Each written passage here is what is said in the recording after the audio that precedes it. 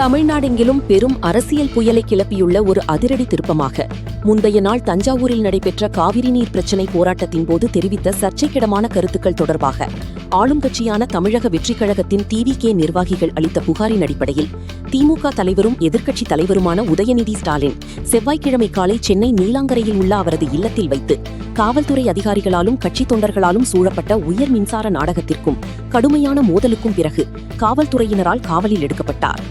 தொண்டர்களிடையே அவர் உரையாற்றிக் கொண்டிருந்தபோது கூட்டத்தில் இருந்த சிலர் நடிகை த்ரிஷா கிருஷ்ணனின் பெயரை கூறி கோஷங்களை எழுப்பத் தொடங்கியதும் சிறிது நேரம் பேச்சை நிறுத்திய உதயநிதி நீரோட்டம் குறித்து ஒரு கருத்தை தெரிவித்தார். இந்த கருத்தை சட்டமன்ற உறுப்பினர் ரேவந்த் சரண் மற்றும் தேசிய செய்தி தொடர்பாளர் பழ செல்வகுமார் உள்ளிட்ட தலைவர்கள் அருவருப்பானது, பாலியல் ரீதியாக தூண்டக்கூடியது மற்றும் பெண்களை இழிவுபடுத்துவது என்று கண்டித்ததுடன் அவர் அரசியல் நாகரிகத்தின் தரத்தை குறைத்துவிட்டதாகவும் பெண்களின் கண்ணியத்தை கெடுத்துவிட்டதாகவும் குற்றம் சாட்டினர். பாரதிய நியாய சங்கிதா (PNS), தகவல் தொழில்நுட்ப சட்டம் மற்றும் தமிழ்நாடு பெண்கள் வன்கொடுமை தடுப்புச் சட்டத்தின் பல கடுமையான பிரிவுகளின் கீழ் தஞ்சாவூர் கிழக்கு காவல் நிலையத்தில் பதிவு செய்யப்பட்ட புகாரின் அடிப்படையில் இணை ஆணையர் டாக்டர் பி. விஜயகுமார் தலைமையில் சென்னை மாநகர காவல்துறையின் உதவியுடன் தஞ்சாவூரிலிருந்து வந்த தனிப்படை காலை வேளையிலேயே அவரது கடற்கரை இல்லத்திற்கு வந்து இந்த நடவடிக்கையை மேற்கொண்டது. காவல்துறையினர் வந்திருக்கும் செய்தி பரவியதும் மா. சுப்பிரமணியன் மற்றும் உதயநிதியின் மனைவி கிருத்திகா உதயநிதி உட்பட நூற்றுக்கணக்கான கொதிப்படைந்த திமுக தொண்டர்களும் மூத்த தலைவர்களும் வீட்டின் வெளியே திரண்டு அதிகாரிகளுடன் வாக்குவாதத்தில் ஈடுபட்டு காவல்துறையின் நடவடிக்கையை தடுக்க முயன்றதால் அங்கு பெரும் பரபரப்பு ஏற்பட்டது. வெளியே முழக்கங்களும் பதற்றமும் அதிகரித்த நிலையில் காலை 11 மணியளவில் உதயநிதியை அவரது வீட்டிலிருந்து வெளியே அழைத்து வந்த காவல்துறையினர் அவரை ஒரு காவல் பேருந்தில் ஏற்றி முறையான விசாரணை மற்றும் அடுத்த கட்ட நடவடிக்கைகளுக்காக தஞ்சாவூருக்கு அழைத்துச் சென்றனர்.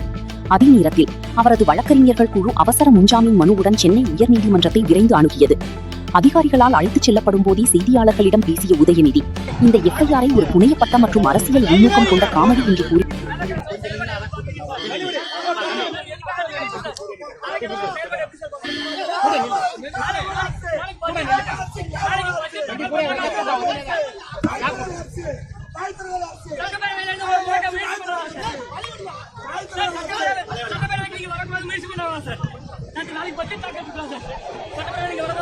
சரி, அங்க வந்து கேட்டா மட்டும் பதில் சொல்ல போறாங்களா?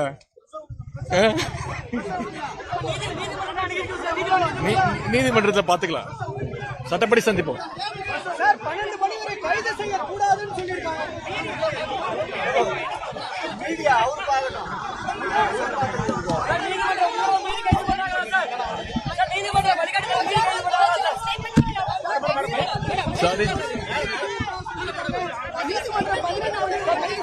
No, what was my statement? I didn't name anybody. I didn't talk in any bad taste. The protest was ஃப்ரீயா விடுங்க. அங்க டிராபிக் ஜாம் ஆயிடுச்சு, ஃப்ரீயா விடுங்க, பிரஸ் பார்க்கட்டும், நான் பாத்துக்கிறேன். Yeah, I'm ready to face the consequences. I'm not afraid of all these arrests and all. We are ready to face the consequences. No, I don't think they have so much brain. These people are just a bunch of idiots. So I will face the consequence. Thank you.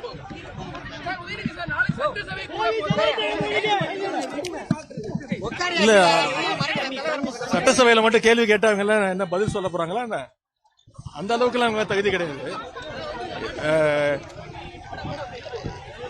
Diversion tactics தான்.